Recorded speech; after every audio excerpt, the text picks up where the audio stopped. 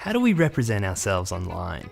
For example, the way we use our Facebook page, which is perhaps predominantly made up of friends and family, is different than how we interact on our LinkedIn profile, which may be used for our professional lives. It's useful to think about who we are and how we represent ourselves in our social media platforms.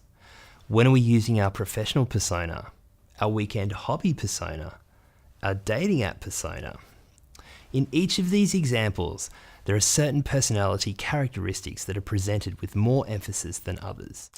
We might also think of our online selves as a disembodied communication process, where the academic John Durham Peters outlines the process of communication exists beyond speech itself. If we think of how we communicate across the telephone or in an email even, we often lose the humanistic nuances such as tone, facial expression, voice, or thought. We now rely on media to translate or embody our communication. In this sense, our communication has become disembodied. When using social media, we are disembodied from our communication practice, so we rely on the construction of symbols and texts to represent who we are in the online space. This may be demonstrated in the way we talk and the language we use. We are likely to use a more formal style of English and talk in a matter-of-fact tone in our professional space, whereas we usually use very relaxed language in our personal networks and rely, for example, on humour to convey messages. Linking to other pages and resources on the internet is also a powerful way of demonstrating our online personality. In the professional sense, we are likely to post links that refer to current research or perhaps a political event. In personal spaces, we might post a link to a funny story or a general interesting article, a YouTube clip of something amazing, or perhaps even an activist site that our friends may be interested in. Our online selves are also represented through the sorts of images we post. Again, using the professional and personal dichotomy, my professional self might post a graph or a statistic, whereas my personal space is likely to contain photos of my children or holidays, for example. In each of these examples, there is a clear division between two aspects of our lives. But what happens when those personas collide?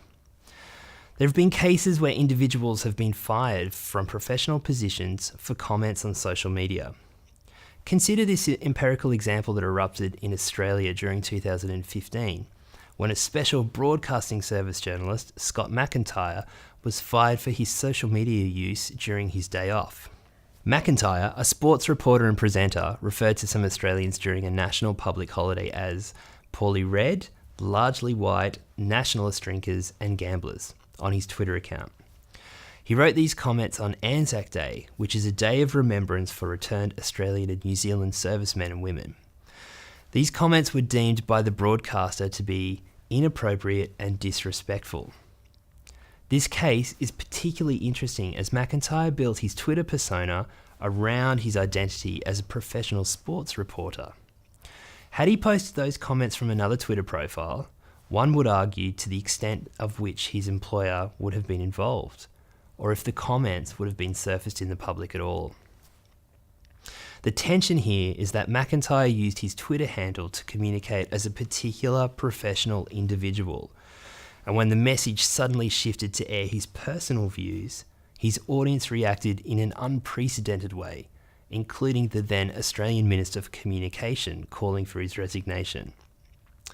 The McIntyre case clearly demonstrates how mixing our online personas can have dire repercussions. Judith Butler is one of the leading scholars on gender and identity, and her teachings can be drawn on to think through some of the implications of representation in the online environment. She notes that we embrace our identity through our sexuality because we own a certain gender and we understand that gender, for example, what it is meant to be, how it operates, etc.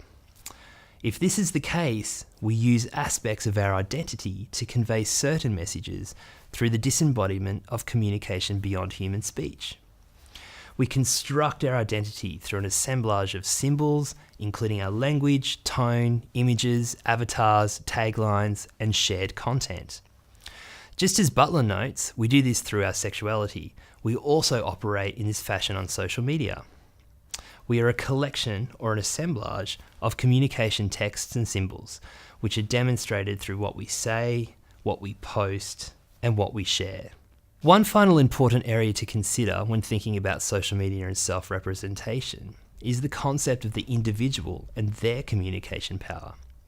This explains the question, why do some campaigns gain traction on social media while others don't take off? Individuality can be a form of power, where some users are more influential than others because of their authority they command when using social media platforms. The philosopher Michel Foucault highlights individual power as something attached to one's individuality. We see this play out in everyday social media in how some users rely on their own authority to sway conversations and indeed influence how discussions emerge. If an influential user starts a communication thread on social media in a particular tone or approach, it is very difficult for other users to sway the majority of users' thought processes or sway opinion. In a social structure, Barry Wellman notes networked individualism represents how personal community networks give rise to the individual as the primary unit of connectivity. This provides the basis for the power of those individuals who hold the most influence. In thinking about how online communities form and the lead users emerge from within, a user demonstrating high knowledge levels can ultimately strengthen the value of its members' connections. Therefore, an individual will also use knowledge as a means of constructing their online representation in a social media environment. The knowledge that one individual can bring to a group is directly related to the power they may develop. It is the lead users that are able to construct significant power relations and mobilize specific social media movements. Christian Fuchs provides us with a great empirical example of communication power through identity, which is constructed identity through one's knowledge. By collectively engaging in the faceless identity which is portrayed through the Guy Fawkes mask, members of Anonymous are engaging in mass self-communication to collectively push an ideal amongst a broader group of individuals with the common purpose of keeping the internet free and open. Ironically, despite the name, Anonymous are one of the social media groups who best demonstrate strong identity and online representation. To sum up our discussion, there are 4 key areas that highlight how we represent ourselves in the social media environment. First is the language we choose to use. This determines in which circles we are communicating and how we align ourselves with particular pre-existing discourses. Second is the imagery we choose to attach to our online media selves. Given the rise of visual communication in the networked communication environment, the use of imagery is significant in demonstrating who we are in social media. Third, the forms of links, diagrams, and imagery that we share constructs the very image of who we are. And finally, the specific and niche knowledge that we bring with us is crucial for constructing an online identity.